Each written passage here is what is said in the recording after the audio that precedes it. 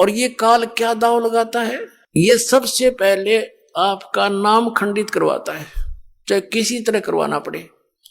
और नाम खंडित होने के बाद फिर परमात्मा की पावर से आप डिस्कनेक्ट हो जाते हो, परमात्मा का संरक्षण नहीं रहता आपके ऊपर, तो वहां फिर आप पर यू काल चोट मार देता है।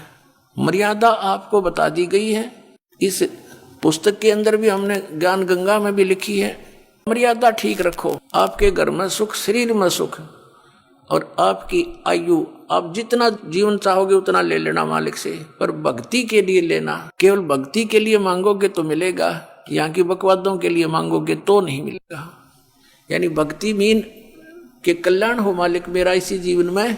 और फिर बंदी छोड़ ने लिख रखा गरीबदास जी ने कि नाम उठत नाम बैठत नाम सोवत जागबे, भाई नाम खाते नाम पीते तू नाम से ती लागबे।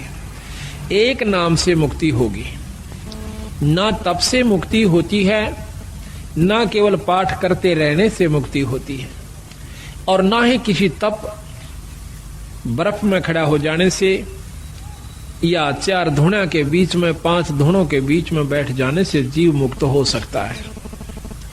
उससे कुछ और उपलब्धि होती है। तो जब हमने मेरा पता चला, इस बात का ज्ञान हुआ कि परमात्मा के पाने का तरीका भी और है, वो साधन भी और है, जिससे हम ईश्वर प्राप्ति कर सकते हैं।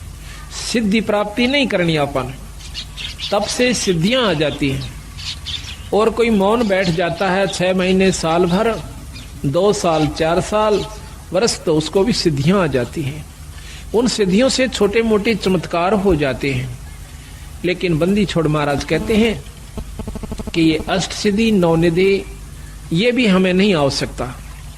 हमने केवल आवश्यकता है तो अपने आत्म कल्याण की और जन्म मरण से पीछा छुटवाउन की है। वो कैसे छूटे हमने इस बात। तो सतगुरु महाराज ने हमें बताया कि जिस प्रकार मैंने कार्य किया, जिस प्रकार मैं रहा, मेरी रहनी को देखो।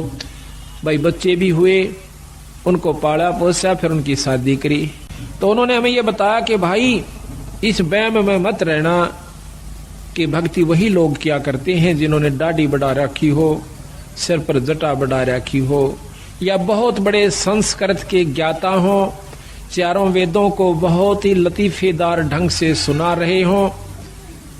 बंदी छोड़ महाराज कहते हैं ये अलग वस्तु है, वो अलग वस्तु है। परमात्मा पाना ये अलग वस्तु है, ये साधन भी नाराज है।